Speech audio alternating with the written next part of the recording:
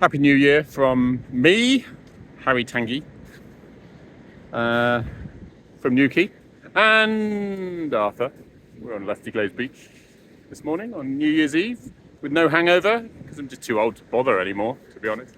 Life is good. Spent it with the lovely Noor and my partner and my mother.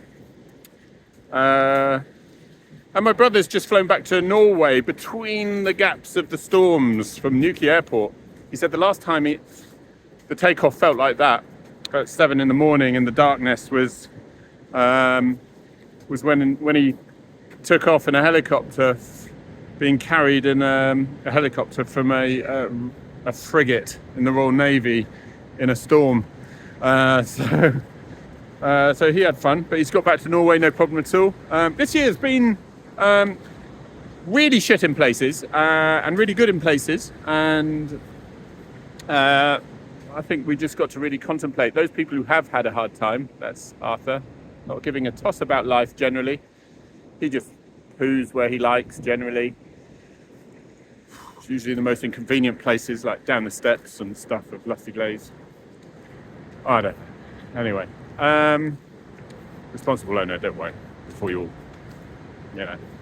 But yeah, it's been a mixed year, and I think the important thing is to realise that truth does prevail still.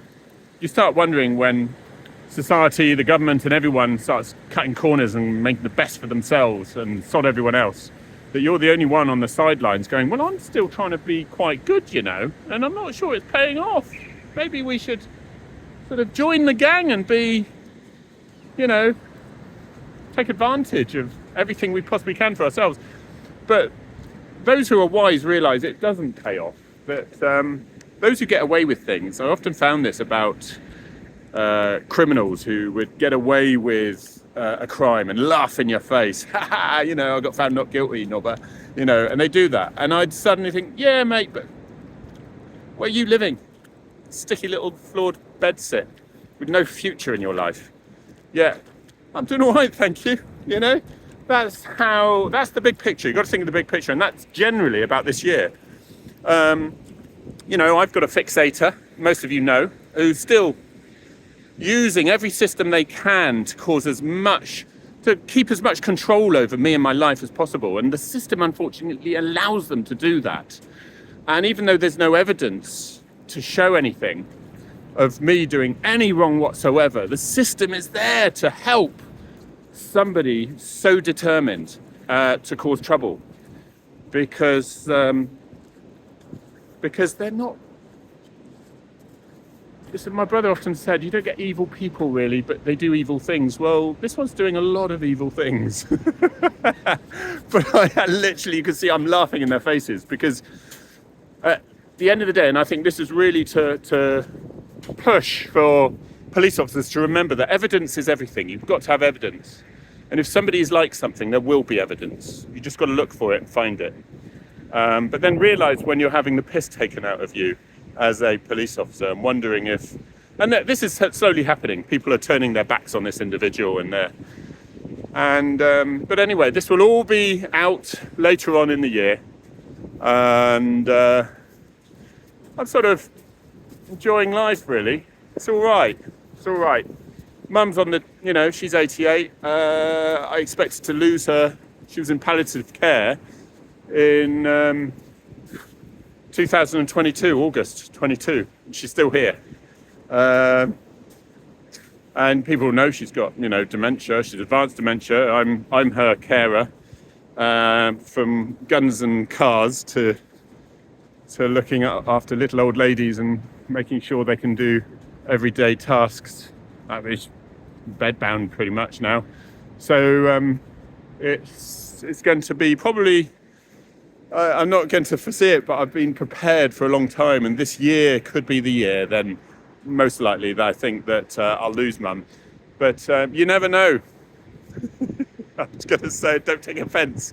I say she's like the old family cat who you don't expect to be here every Christmas.